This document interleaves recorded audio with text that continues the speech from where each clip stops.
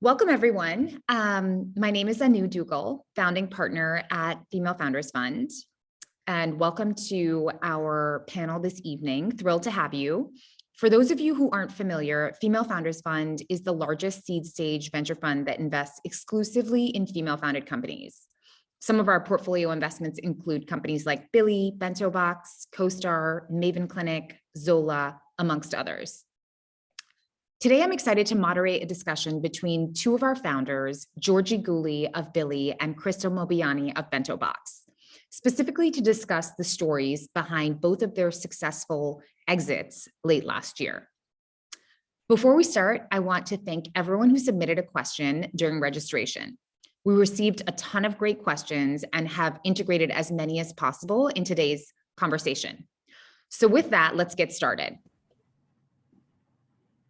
Welcome, Georgie and Krystle. So we're thrilled to have you here with us today. Would love to maybe start with just a little bit about your backgrounds and the journeys that led to your founding both of your respective companies. Georgie, do you want to get started? Sure. Hi, thanks for having me. So I'm Georgie Gooley. I'm the co-founder, co-CEO of Billie, which is a women's shave and body brand.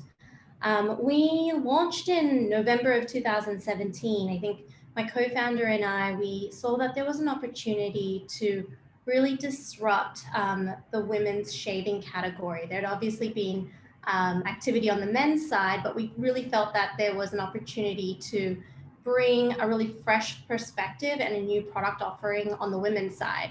So we launched in November of 2017. We put our heads down and tried to grow as quickly as possible over 4 years. And then 4 years after launch, in November of last year, we sold to Edgewell. Amazing, thank you. Krystle? Hey, I'm Krystle Mobayeni, co-founder and CEO of BentoBox. And BentoBox helps restaurants grow their business online by providing them with their online presence, their website, and e-commerce tools and marketing automation tools to help them grow their business online.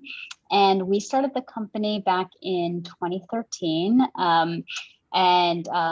We have grown to over 8,000 restaurants in all 50 states, all in 20 international markets.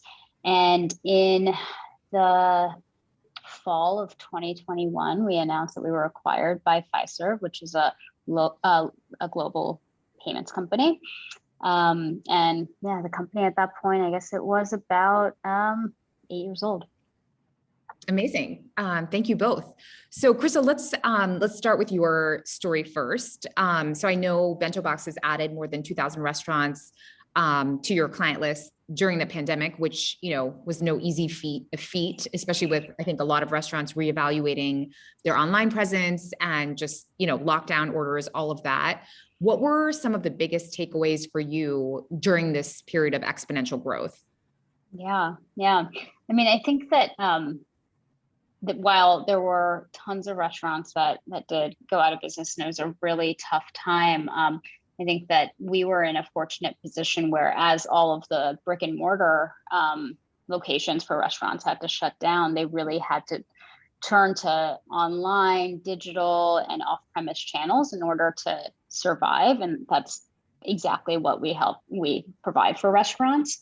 And so, yeah, it was a crazy time, and it was really hard to tell what was going to happen. And there were a bunch of restaurants that went out of business like that, those first couple of weeks, that first month.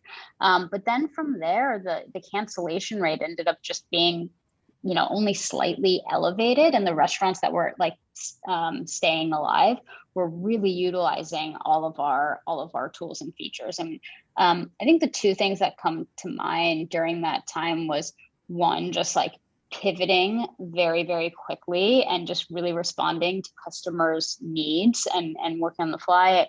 I know we adjusted our online ordering products within a week so that it could be used without a website, so that we could help restaurants that weren't our customers already as well.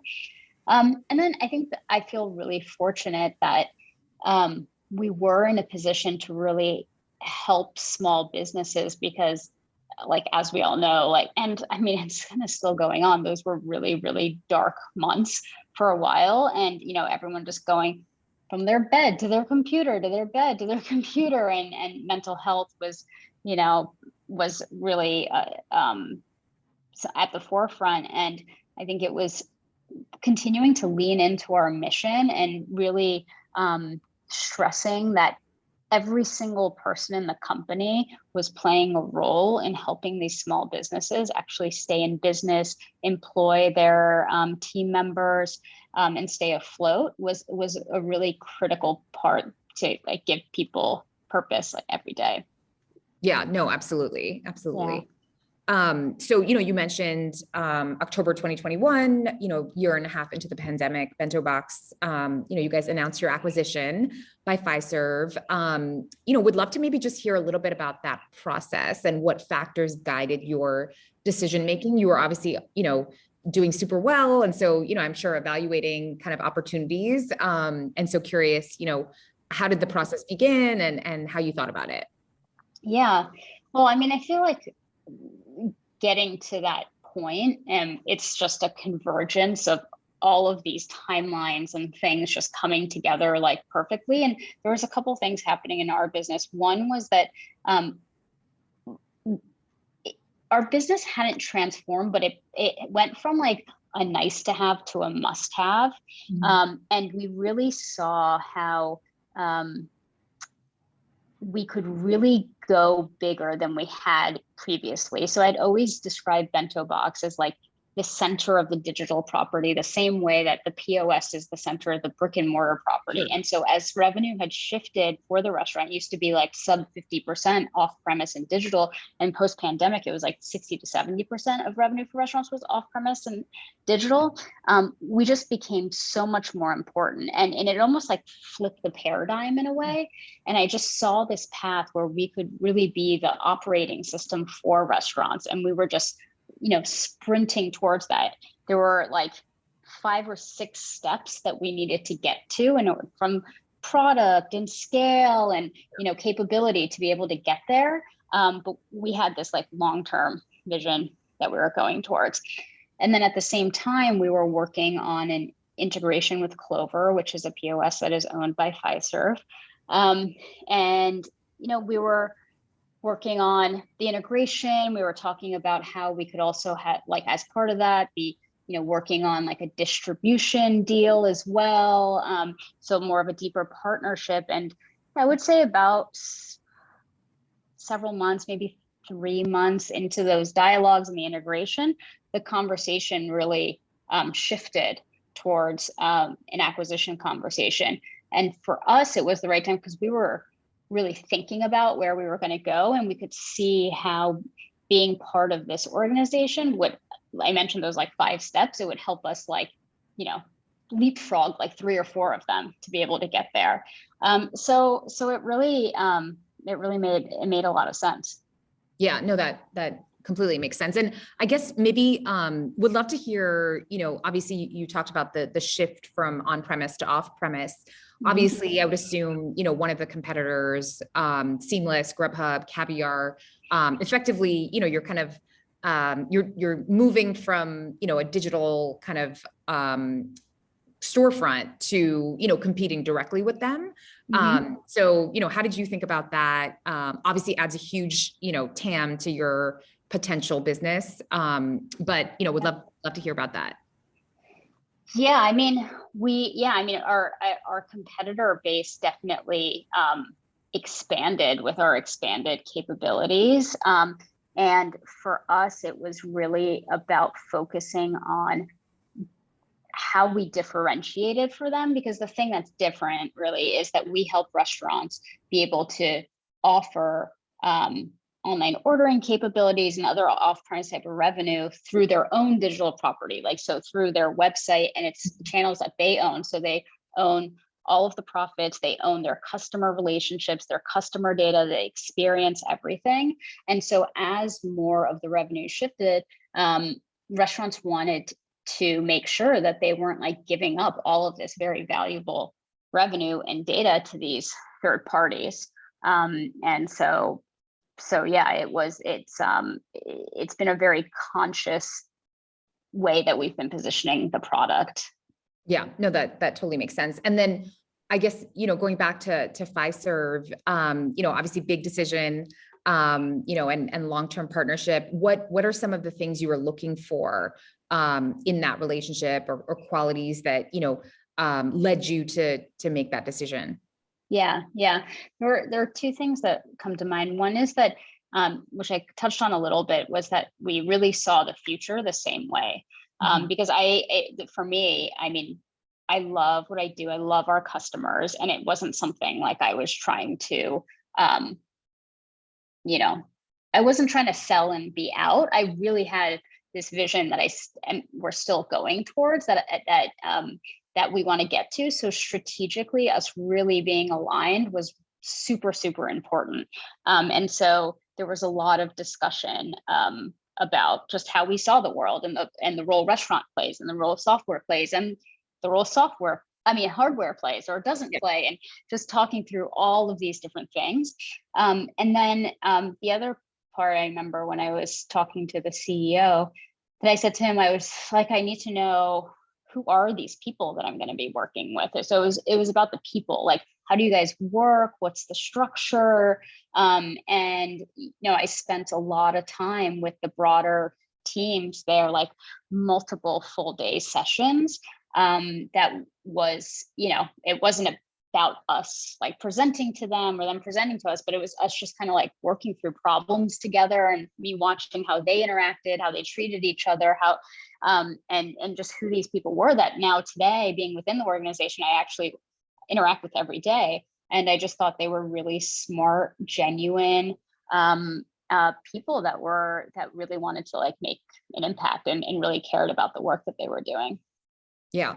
Curious, given if it was during the pandemic, did you actually end up meeting in person before? Oh, yeah. We did. Yeah. And everyone, it was very strict protocol of like everyone getting tested before we met. But yeah, we did meet in person multiple times. Amazing. Thank you for that. Yeah. So, Georgie, moving on to you, a little bit of a more complicated acquisition story. Take one, January 2020, P&G announced their plans to acquire Billie. Eventually, that is blocked by the FTC towards the end of the year, with concerns that this would potentially eliminate competition.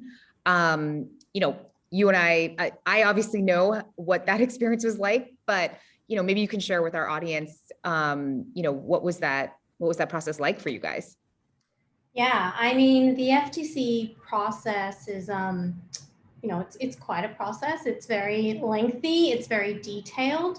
So it's an investigative process, right? It involves pulling company documents, emails, text messages.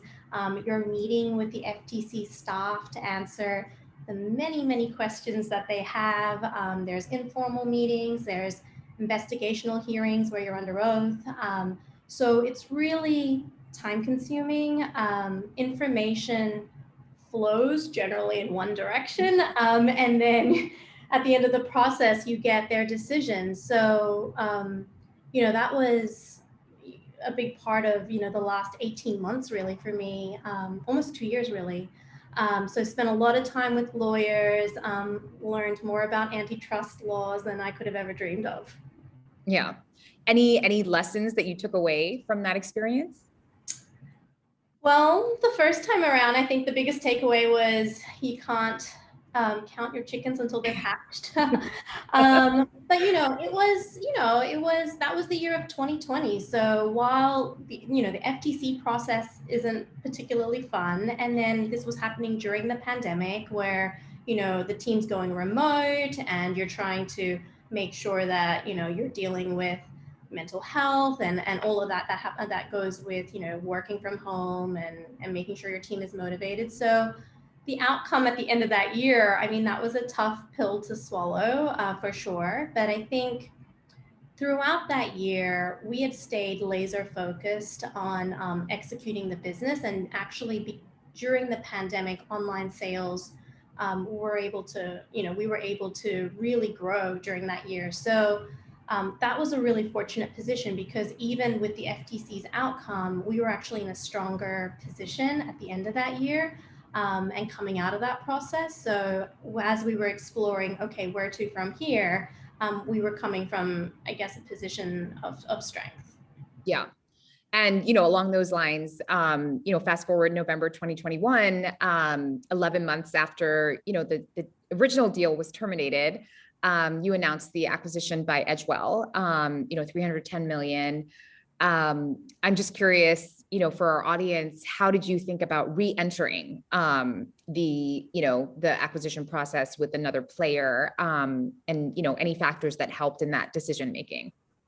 Yeah, so we actually go back with Edgewell. So we have a history with them. They've been our blade supplier from the very beginning. So when the FTC's decision, to block the P&G deal became public, the idea of the two of us coming together came up quite naturally, just in a conversation. And I think it really helped having that sort of pre-existing. It wasn't that we were getting to know a new suitor. It was, someone that we already had a good relationship with. And then, Edgewell and Billie both had their own experiences with the FTC process. And I think we kind of learned from those processes and had a higher level of confidence going into this one, that the FTC would allow this transaction to go through. And I think ultimately having that sense of optimism allowed us to move forward. Makes sense. Even with the challenges of a blocked merger, a fast exit like, Billie achieved is an incredible accomplishment. Company's roughly 5 years old. What factors do you think, or what factors could you attribute to the speed at which you were able to kind of get to that exit? Yeah, I think speed is probably a common theme in the Billie story. So even if you think back to when we started, we received our first $100,000 investment in January of 2017, and then we launched by November of 2017. And within 2 days of launch, we had sold to all 50 states. And so we were able to, we were really fortunate. We were really able to establish that product market fit and brand market fit really early on, which allowed us to get additional funding and grow and sort of like start that flywheel. And I think that's what, piqued interest from potential acquirers. And so you start having those. So everything kind of just happened pretty naturally, in a sort of speedy fashion. Makes sense. So we're going to move into questions for both of you. Krystle, maybe you can start with this. Curious, how did you first connect with Fiserv? And, you mentioned you guys were working on a partnership, but what did that relationship development look like? Mm-hmm.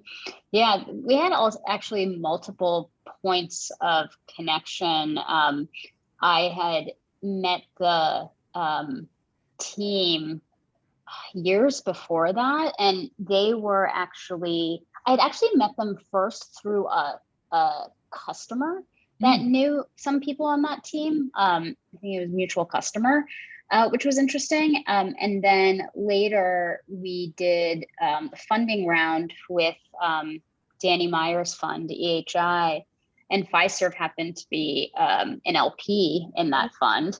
And so there was like more, points of connection. So we started talking more, and that's when we started talking about the integration. And then, and also the CEO of Fiserv is actually pretty good personal friends with Danny Meyer, which is a customer of ours who, I've spent time with. So there was just multiple points of connection. I think that actually played an important role, because I do think there was a layer of trust that was there on both sides, because we had all these mutual connections that respected both parties so much. So, yeah. No, that makes sense. And Georgie, obviously Edgewell supplied your blades, but how did that relationship develop initially? Yeah. So my co-founder, he was the one that really was looking for a blade supplier at the time and established that connection. And then as we started to develop the company and, Edgewell could see, what are we building here? That's when we started to have, our relationship kind of escalated, and, we had a relationship with the CEO. And so when the time came for us, to, see, is this something we wanted to explore? It was nice to already have that connection and have already met, and they understood what we're trying to do, and we understood how their company works a little bit. So it really just kind of naturally formed. Yeah, and I think obviously the mutual benefit, they make blades, but obviously you guys, from a brand perspective, there's a lot of There's a lot of synergies. Yeah. A lot of synergies. Yeah. So, I know we have a bunch of female founders watching. Any advice for how an early stage founder should be thinking about M&A? If you were excited for you guys to do this again, if you were to do it again, anything that that you would be sure to prioritize early on, Krystle? Yeah, I mean, my mind goes to something that you were always whispering to me, which is just the relationships. You just got to develop the relationships and keep them warm, even though it feels like, it has nothing to do with what you're doing or it feels competitive. It's like, you just got to do that work, because like Georgie also said, like that it's a big decision on both sides. And so as much as you have a relationship established, like you don't have to do that, like get to know you, period. Yeah. Georgie? Yeah, I think absolutely. I think, the best way to start is not to start cold. And so having those relationships is really important. And I think, everyone says, when you start your business, just concentrate on building the best company and doors will open. And I do believe to an extent that's true. But I do also think it probably behooves you to think realistically about, where you want this company to go, even early on, particularly as you're taking on more and more capital. Because there's just a reality of, the more capital you take on, what your evaluation needs to be. And so I think it is important to, at least have that in the back of your mind. Where are you heading as you sort of execute day to day? Yeah, no, that's great advice. In terms of the process itself, I know there's often the question of, should we work with a banker? Should we try to navigate this ourselves? Pros and cons, obviously, of both. Krystle, thoughts on that? Yeah, I mean, we had definitely spoken to bankers before, and I think it's like, I think if you don't have those relationships, it could be very, it could make a lot of sense, and then it also kind of depends. And I think also, if something isn't organically happening yet, and you need to like cultivate that interest, I think it's a good option. For us, just the time and the timing and the situation and the relationships that were already in place, it didn't make sense for us. Yeah. So yeah. Georgie? So we had two experiences. The first one was no banker, and the second one was with a banker. And I think that was really, really sort of just helped, I think, with getting it over the line, managing sort of like all the parties. We already had the relationship, but they sort of came in and were able to, just sort of help us with some of the negotiation and sort of the diligence and all of that, and getting us over the line. Yeah.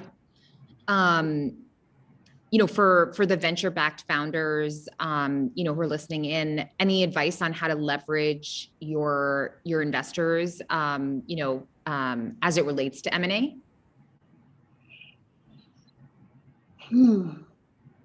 Well, I mean, for us, it was so connected, because, you know what I mean? So it was, it was good to have like a sounding board, and in our case.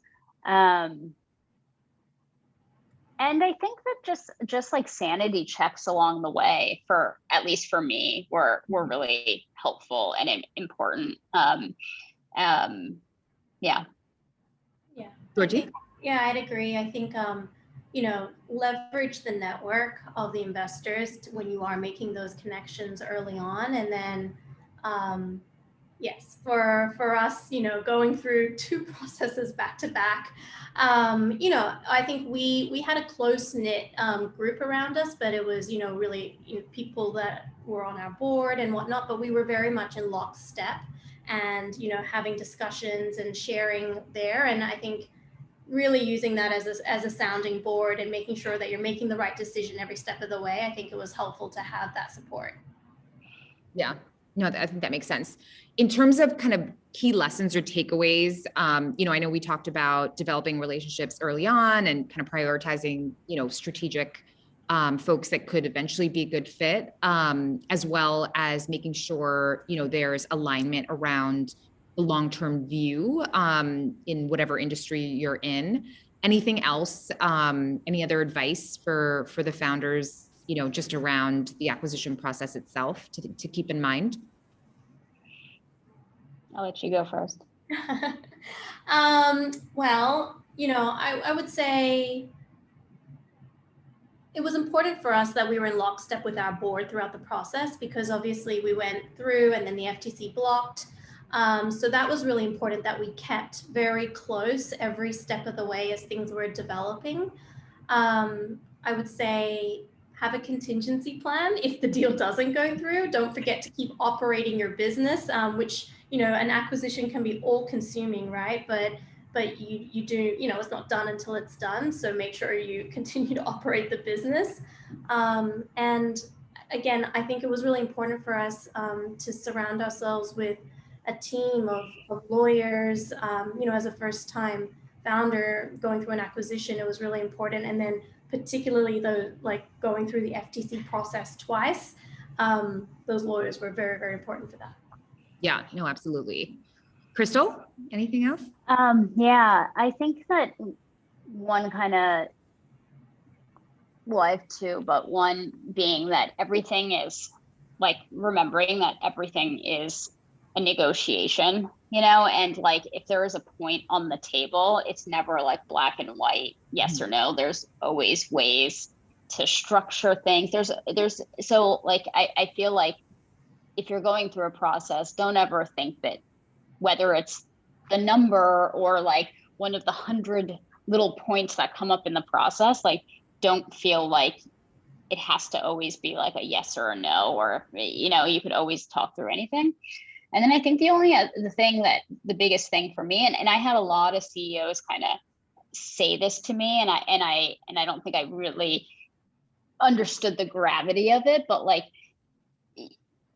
you have to be very thoughtful about how you bring your team members along for the ride. And it's and when you bring them in, and then remembering that when you bring them in, you've had however many, and you bring them in tranches, because they have to be part of certain conversations, or you just, you need to tell people what's going on and before you tell the entire company. And you just have to remember that you've been in this and contemplating this for months and months and months, or however long, and they have to go through their own process of what's happening, and you want to just keep moving, and you're excited, and they have to go through all the steps and emotions too. And so I think the whole people factor is, especially in one like ours, where it's the people coming along and being excited was such an important piece of it, that it was a very, very heavy lift. Yeah. Georgie, anything on that? Yeah, I think the people aspect, managing that, I think you're like what Krystle says is totally right. You're kind of living, breathing this. And so when you kind of drop the news, you need to give people a second to ask all the questions, and what does this mean for me, and what does this mean for the company and my future, and all of that. And so it's I think as a founder, you have to be very empathetic to that scenario, and it's true. You're kind of in the mix of it all, and so it's, you know, a lot's happening, but you do really need to carve out that time and that like mental energy to make sure that you're bringing everyone along in the journey. So yeah. Yeah, no, that's great advice. So, you know, we're now a few months post acquisition for both of you. From your perspective, how involved has Fiserv and Edgewell been in terms of kind of your running of the operations and the business? You know, has the partnership kind of worked the way you thought it would? You know, has it evolved? Would love to hear about that. Krystle? Yeah. Yeah, for us, I mean, they really bought us to lead the restaurant vertical. And so they're very much leaning on our strategic expertise and like, you know, and how we operate in order to do that. So it's felt, I don't feel like our like roadmap has changed or the strategy has changed. So everything's very much from that perspective, it's like exactly how we thought it would be. I think and this is just very like, it's a very large company. We went from a 200-person company to a 40,000-person company, and things are just different. You know, yeah. It's just, even though everything's the same, you know, processes are different. Things are, you know, the people that you collaborate with, it's different. And so, you know, I mean, and I don't think that I've never worked at a company that large. And so I don't think there's anything that I couldn't have anticipated it. And it's like, I think at the end of the day, like everyone is very supportive and on board. And it's just like, you know, navigating big company stuff, you know? Yeah, for sure. Yeah. Georgie? Yeah, I think we're in a similar position. You know, Edgewell came in, really believed in the Billie vision, and really said, you know, we want to be here as a resource to help you continue to grow. You're only 4 years old, so keep going. And so that, you know, that has very much still been the case with us. You know, we're really focused on growing Billie. I think we're in the process right now of trying to understand between the two companies, like where are those synergies and where can we take advantage of an integration in, you know, in supply chain or some IT elements or finance systems. But we're sort of in the diligence phase and the, you know, understanding what will work, what won't. But we had always viewed it as our mission and our goal remains the same. And now we have some operational support and more resources to help us get there. So far, so good. That's great. In terms of your role day to day, how has that changed post acquisition, if any? Yeah, I mean, for me, I think there's just I've been in a place where I'm always just communicating down, you know, and now it's like up, down, and sideways, and so you know, that's I'm like hiring a chief of staff, which I didn't need before, but like I just need someone to like help with all that, you know, because I really got this part down, but the other way is just it's you know. Yeah, note to anyone listening in, you know, Krystle's looking for a chief of staff. Yeah. And, but from a decision-making perspective, I don't feel like restricted in any way. And, you know, I don't feel like my role has shrunk. It's just gotten bigger. Yeah. So. Georgie? I think probably exactly the same, except we promoted internally and made our chief of staff like a few months ago because we were feeling the same. But again, I think it's the day-to-day in terms of Billie is exactly the same. I think just personally, there are different stakeholders now that you need to communicate with. So that's a new layer, but in terms of day-to-day running of the company, things are the same. Yeah, no, that makes sense.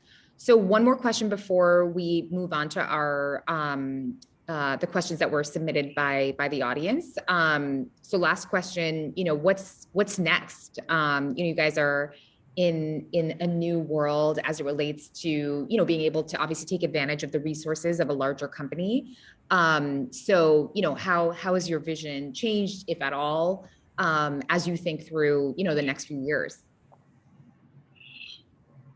Yeah, I mean, for us, and it sounds like for Billie, it's the same way, but it's really the same long-term vision, but just more resources and scale to be able to get there. And so for us, we really just see this coming together of the on-premise and off-premise and a seamless digital experience between consumers and restaurants that's like, still feels authentic and human and in person, and solving the fragmentation that exists for restaurants. And I think that we're just so many steps closer to that than we've ever been before, which I'm really excited about. Georgie? Yeah, similar. I think, we had always said, our goal going into this was how can we make Billie a household name? And so with additional resources, and we actually are just rolling out a national Walmart launch, which is, our first foray into retail.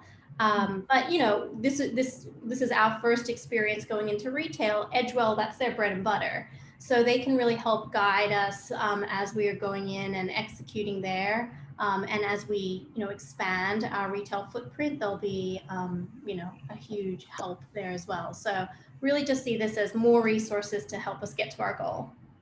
Amazing. So we have, like I said, some great questions that came in. Let's start with one from Caroline. Her question is, when you think about your paths, both of your paths to successfully selling your companies, what would you say was the most difficult stage to kind of get through? And did you have any books or, people that really kind of guided you professionally through those times?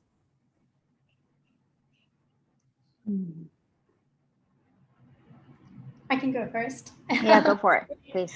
Well, I think going through the first FTC process, and so the end of 2020 and having that outcome, like that was a tough moment, right?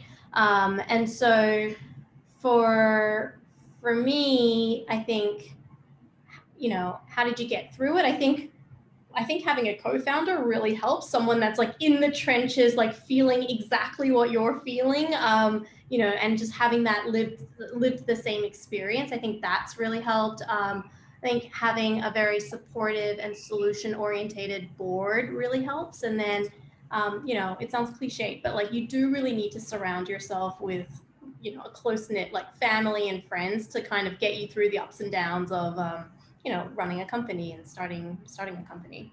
Sure. Yeah. I would say, for me, I mentioned the company started in 2013, and I think when Female Founder Fund invested and we did our first seed round, it was 2015. And so there was this whole period of like when we were like bootstrapping and, still kind of doing work on the side and just those really early days of just like, you're just getting to the next day, I would say it was really the hardest part until, we finally got like a few believers. And from there, it just felt like, the growth never stunted from that point forward. But I would say just ramping up to that momentum was very, very trying, and getting through it. I mean, for me personally, it's the thing that got me through it is just like, I love our restaurant customers so much. And we're so lucky to work with all of these great restaurant names in New York. And I just, would have a tough day and I get like an email from a customer and they were like really happy with with our product and what they did. Or I would go to our customer's restaurant and they would bring me like, a drink on the house. And it was just that customer, interaction that just, it was like, this is hard, but I love this industry. So, there's kind of like no other way. Yeah. Yeah. This is a great question from Jillian at Wagmo. And you touched on this a little bit earlier. how did you handle advocating for your employees throughout the acquisition process? Obviously you're juggling a lot of different priorities. Any thoughts around that? I mean, I probably to like my own detriment put my employees first in everything that I was doing, and it was just really important to me that everyone like felt good about the outcome and what that looked like, and that they all were excited about their new roles, and that they had the opportunity to like even make more money over time, and it was just so for me it was really all about the employees first, like almost like I said, like maybe too much in some cases. Yeah. Yeah. I think for us, I think the employees are the most valuable asset of a company, right? And so I think it was important that we were sharing that it was like this team's talent and capabilities, which is one of the reasons why people would be excited to acquire Billie. And so just making that really clear, that they were part of the reason we were having this successful outcome, and that they were really valued and their talents were really valued by Edgewell. And the intent is to allow them to flourish and to, have more opportunity with more resources behind them. So I think that was really important. And people really want to know when going through an acquisition, like, how is this is great. How is it going to affect me? And I think it's either, like it's business as usual, or here are some things that might change related to your role, but, we're gonna partner with you, and, our team's gonna stay together, and we're not going anywhere, and, moving forward that way. So I think, having those necessary conversations is super important. Yeah, no, that makes sense. We'll do two more questions. So we have one from Yasmin, and this comes up a lot, amongst our founders. Did either of you guys work with an executive coach, and did you find that helpful? I had an executive coach for a period of time, not during when the acquisition was happening. And I found, I think that coaches are great for periods of time, and there's certain work that you're doing together. But it wasn't like, I'm not going to be like the biggest advocate for the executive coach. I mean, they're fine. I would say like what I would say is like the dinners that Anu had with all the different founders, I feel like, or the breakfasts, like, I feel like those moments were more, therapeutic and helpful than maybe like my executive coach that I had for a short time ever was. Yeah. I didn't work with an executive coach, so I don't have much to say there. Okay, great. This last question I think is an interesting one. For both of you, were your buyers more interested in the growth potential of your business or the profitability? Growth for us. Yeah, growth for us as well. There was always talk of, how you're going to get there and making sure the business economics work, but definitely growth. Yeah.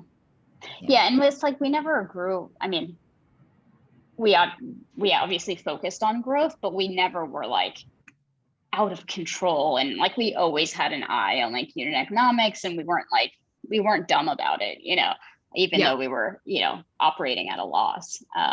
But growth was the most important thing. Yeah, no, makes sense. Okay, great. We'll close it out with one last question. Any final piece of advice that you have for the audience? A lot of female founders who are very inspired, I know, by your stories. So any advice? Advice. I think the theme that you would keep hearing is like, have those conversations early, and who knows what like doors will open. but it is really good, even if it is really good to, you know, maintain that network and have those conversations, and the earlier the better. Yeah, I would probably end up saying something that is like very cliche, but just being like very passionate and obsessed with the problem that you're solving, because you're just going to have so many highs and lows and low lows and low lows, and, you know, making sure that you actually like what you're doing, because it's going to be hard most of the time. Yeah. Yeah, no, that's a very realistic picture of the journey. So appreciate it. Perfect. Well, thank you both so much. You know, again, you know, we don't hear these stories that often, and, you know, excited to have you both obviously in the portfolio, but also just, you know, as inspiration for other female founders, you know, who are looking for role models. So really appreciate the time. And thank you to the audience for joining us, and have a great evening. Thank you. Bye.